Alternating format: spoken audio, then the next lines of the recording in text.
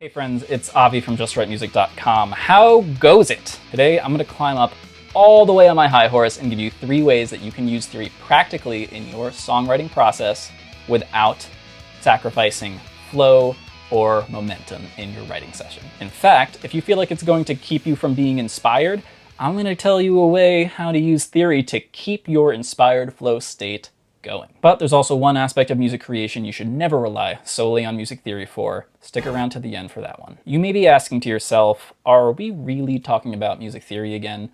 And the answer to that is hell yes we are. These are the tools of our craft, whether we know we're using them or not. So might as well be aware of them, right? Don't let anybody tell you that theory is unhelpful or that it'll kill your creativity.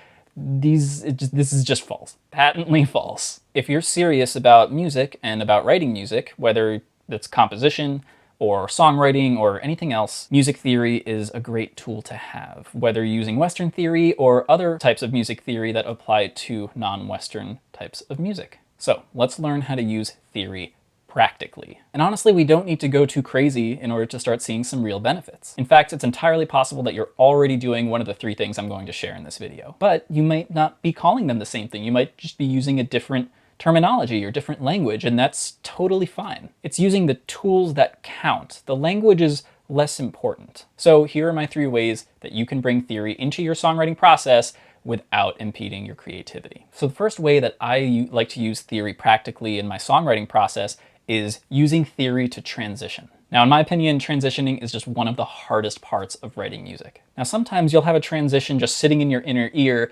just with the rest of your music, but it's just as often not the case. So it really does make sense to use theory here because we've got some heavy lifting to do. Say we have 2 parts of a song that just don't really fit well together. Let's say they're in different keys. We can use theory to analyze the last chord of the first section and the first chord of the next section. We can find a pivot chord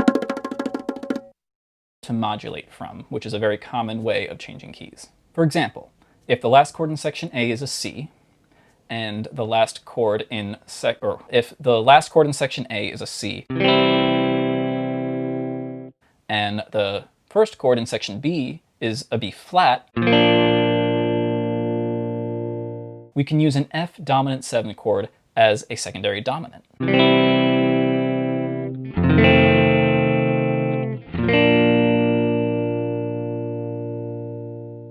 This is just one of many possible pivot chords we could have chosen, but there was a lot less trial and error here. By using theory and by figuring out what these chords are and figuring out that we need a pivot chord in order to change keys, we already gave ourselves a ton of options just easily, just by knowing some basic theory. The big takeaway here is that it was quick. We found quick and dirty options to get the job done, to find a solution to our transition from section A to section B. Now, the next place that I really like to use music theory in my songwriting process is to create variation. Variation is an awesome technique that allows you to stretch the same material to a large degree without fatigue setting in. In modern songwriting, it's often used subtly in order to keep song sections fresh. Now, you don't need to sit and analyze things really to make this stuff happen. Like with the last point, sometimes this stuff is just in your inner ear already and you just need to translate it. And that's awesome. But for the times that it isn't, which is often, at least for me, bringing some theory into this is super helpful. Now, variation depends on a lot that you need to know. You need to know what the instrumentation is. You have to know what's available to you in order to really do this properly. By knowing a little bit of theory and a little bit of arranging, and as you grow your expertise as a songwriter and as an artist, a quick analysis will reveal what options you have. One common variation is to reharmonize the melody. And this is very subtly and effectively done by changing the bass line. A working knowledge of music theory and a little bit of arranging will give you a working knowledge of music theory and a little bit of arranging can give you options like adding faster rhythms, or changing the time signature, or a reharmonization like we just talked about, or like, playing the melody in reverse or something. But it will also give you the musicianship skills needed to employ this kind of stuff. Now, my third tip for using theory practically is to refuel inspiration. Now, I'm also making a video about inspiration where we really dissect it and redefine it to allow us to be more creative and to be more creative often.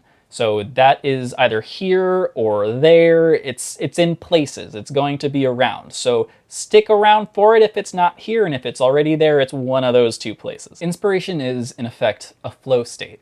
And when that flow state starts to lose steam, it can be time-consuming and really energetically draining to try and re-spark it, especially if we're in a long writing session. But like always, we can use theory to give us some quick and dirty options to get ourselves back on track. Say I'm writing a piece and I'm starting to lose steam in a writing session. I've run out of ideas of what I can do with the material that I've written so far. Now, this is a technique that I talked about in another video as well. This is a trick that I really, really like to utilize, and that's right up over there.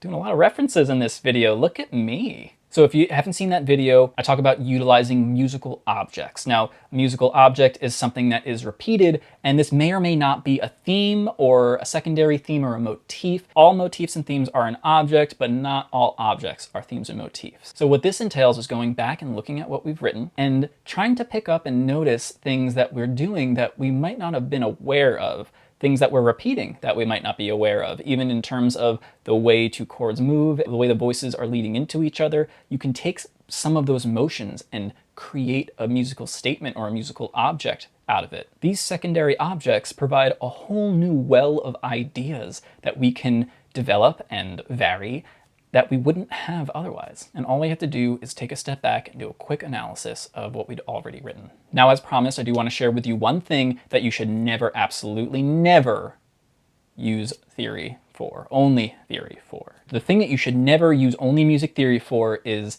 to replace your inner ear. I'm going to say that one more time. Don't use music theory to replace your inner ear. When we're writing music, most of the time we're using trial and error to try and figure out what's going on in our inner ear. When we internalize music theory, we're able to understand our inner ear through that lens as well, which makes it a little bit easier to write since there's almost a kind of translator. But it's a good idea to avoid viewing everything that's going on in your inner ear through the lens of music theory. It can often lead to confusion in just trying to analyze what's going on rather than faithfully getting down what you're hearing in your inner ear. So don't spend too much time analyzing when you're using music theory as a writing aid. Our goal at the end of the day is to write music, not analyze it. Do only enough to get you writing again, and then keep writing, move on. That's it for today. Thank you guys so much for being here. Like this video if you think that music theory can help you in the songwriting process, and comment down below on what you thought about this video, what you think about using music theory as a songwriting aid or as a music writing aid. If you're looking for some extra tools to tweak your melodies and get them to meet your standards, I have a free guide, 7 ways to write a more effective melody. There's a link down in the description. You can also navigate on over to justwritemusic.com and enjoy my special gift for you. I'll see you guys next time.